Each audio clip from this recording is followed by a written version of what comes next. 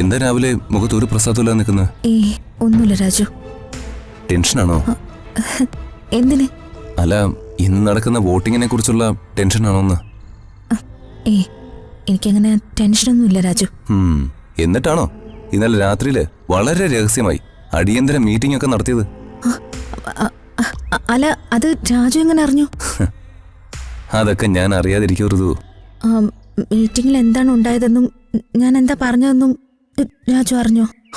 അതൊക്കെ അറിഞ്ഞു. പ്രവർത്തകരിലെ മുതിർന്ന നേതാക്കൾക്ക് ഋതുവിന്റെ വക കലക്കൻ ഒരു മോട്ടിവേഷൻ സ്പീച്ച് കൊടുത്തുന്ന് ഞാൻ അറിഞ്ഞു.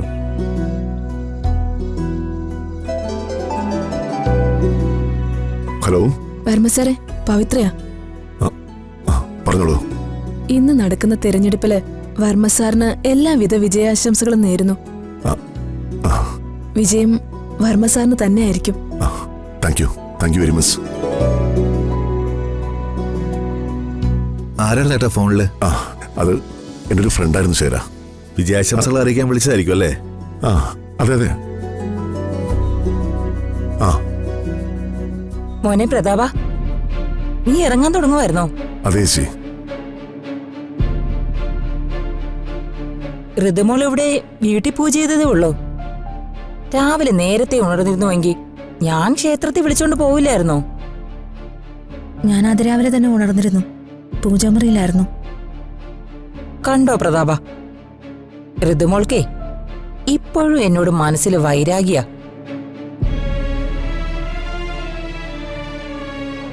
ദീപക്കെന്ന എന്റെ തല തെറിച്ച സന്തതി കാരണേ ഞാൻ അനുഭവിക്കുന്ന മാനസിക വിഷമങ്ങൾക്കും അവഗണനകൾക്കും ഒരവസാനം ഇല്ലല്ലോ ഭഗവാന്.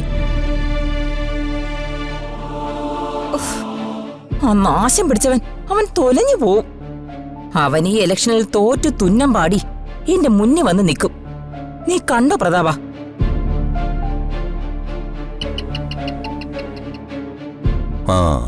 അംബിക മാഡം പറഞ്ഞത് ശരിയാവുമല്ലോ. ദേ ഗൗളിയും ചലച്ചു. എന്തിനാ വെറുതെ നല്ലൊരു ദിവസമായിട്ട് അവനെ കുറിച്ച് സംസാരിക്കുന്നേ? ജയവും തോൽവിയൊക്കെ തീരുമാനിക്കേണ്ടത് ജനങ്ങളല്ലേ. അത് അവര് തീരുമാനിച്ചോളും. അതെ പ്രതാപ. മോനെ, ദാ പ്രസാദം. ഇത് ചേച്ചി നെറ്റി തൊട്ട് തരുന്നതോടെ നിന്റെ എല്ലാ വിഷമങ്ങളും മാറും.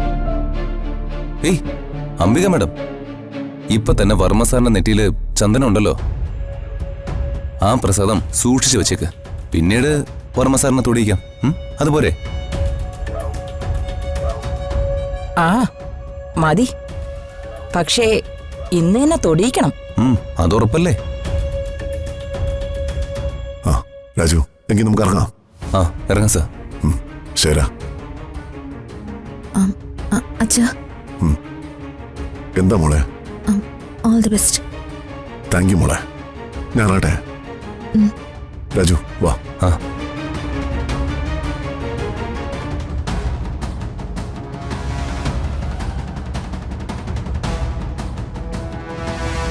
ദൈവമേ, എന്റെ മകൻ തന്നെ ജയിക്കണേ. അല്ല, ചേച്ചി ആർക്കാ വോട്ട് ചെയ്യാൻ പോകുന്നത്? അല്ല, അതെന്ത് ചോദ്യം? ഞാൻ വോട്ട് ചെയ്യാൻ പോകുന്നത് പ്രതാപന്.